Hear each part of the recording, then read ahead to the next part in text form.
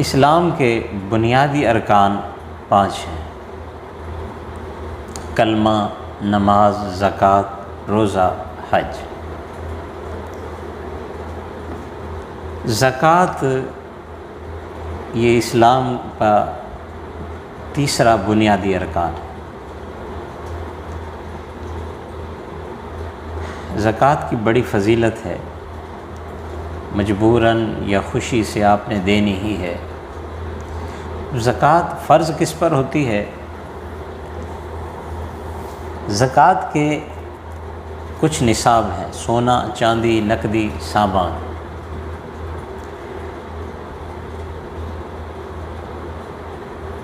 ساڑھے 7 تولے سونا اور اسی طرح 52.5 تولے چاندی یا سامان یا نقدی، یا ان چاروں میں سے بھی کسی ایک کی قیمت اگر کہ 52.5 تولے چاندی تک پہنچ جاتی ہے، ہم حساب اس طرح لگائیں گے کہ 52.5 تولے چاندی کی قیمت دیکھیں گے کہ بازار میں اس کی قیمت کتنی ہے۔ کچھ آپ کے پاس سونا ہے، کچھ آپ کے پاس چاندی ہے، کچھ آپ کے پاس سامان تجارت ہے یا عروض میں سے کوئی چیزیں ہیں۔ ان سب کی ہم قیمت دیکھیں گے، آیا وہ اتنی قیمت تک پہنچ جاتی ہے جتنا کہ بازار کے اندر 52.5 تولے چاندی کی قیمت ہے۔ اگر اتنی قیمت ہے تو وہ آدمی صاحب نصاب ہے۔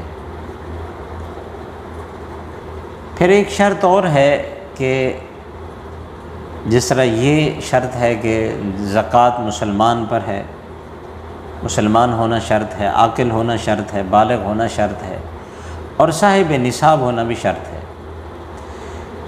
اب صاحب نصاب ہونا، جس طرح قرآن مجید میں اللہ تبارک نے ارشاد فرمایا کہ اس آپ کے مال پر سال گزر گیا ہو۔ فقہا بھی کہتے ہیں کہ کیا گزر جائے؟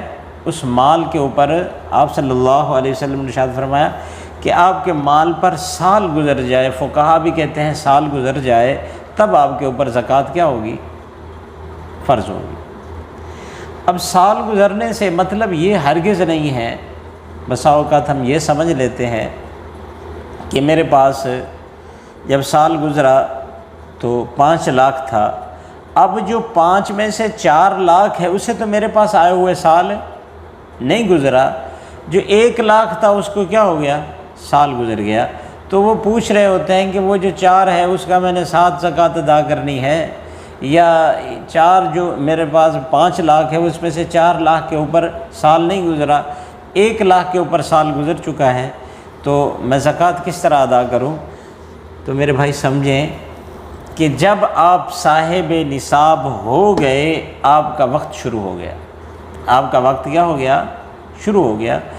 آپ اسلامی مہینے کا حساب رکھ لیں، جس دن آپ صاحب نصاب ہوئے ہیں وہ تاریخ آپ لکھ لیں۔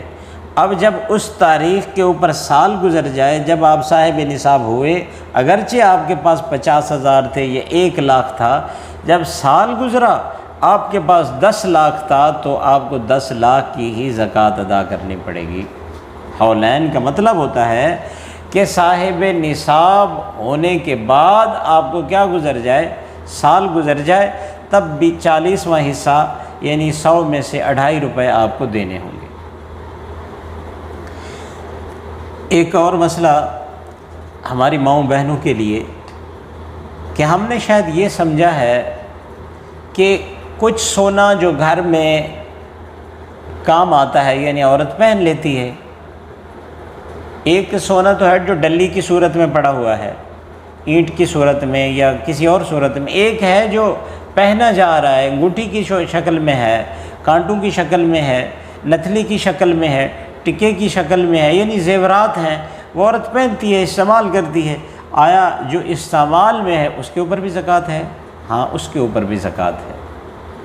کچھ سونا جو ہم اپنی بچیوں کے لیے بنوا کے رکھ دیتے ہیں، رکھے ہوئے سونے پر بھی زکوٰۃ ہے، پہنے ہوئے سونے پر بھی زکوٰۃ ہے، زیورات بنائے ہوئے سونے کے اوپر بھی کیا ہے؟ زکوٰۃ ہے۔ اس کی زکوٰۃ کیا ہے؟ ہم کہیں کہ سونے کا نصاب تو ہے 7.5 تولے سونا، اتنا تو ہمارے پاس نہیں ہے۔ نہیں، ہم دیکھیں گے جب آپ صاحب نصاب ہو گئے، اب اس سونے کی قیمت لگائیں گے، اگرچہ یہی سونے کی قیمت 52.5 تولے چاندی کو پہنچے گی تب بھی آپ صاحب نصاب ہو جائیں گے اسی سونے کے ہوتے ہوئے۔ اگر نقدی اور سامان ان سے ہے تب بھی اس مال کے اوپر کہیں یہ آپ کو شبہ نہ لگ جائے کہ ہم یہ استعمال میں ہے، جیسا کہ گاڑی اگر 60 لاکھ کی بھی ہو ہمارے استعمال میں آ رہی ہے تو اس کے اوپر زکوٰۃ نہیں ہے، تو شاید اس مال کے اوپر بھی زکوٰۃ نہ ہو جو سونا ہم پہنتے ہیں۔ اس پہننے والے سونے جو استعمال میں آتا ہے اس کے اوپر بھی کیا ہے؟ زکوٰۃ ہے۔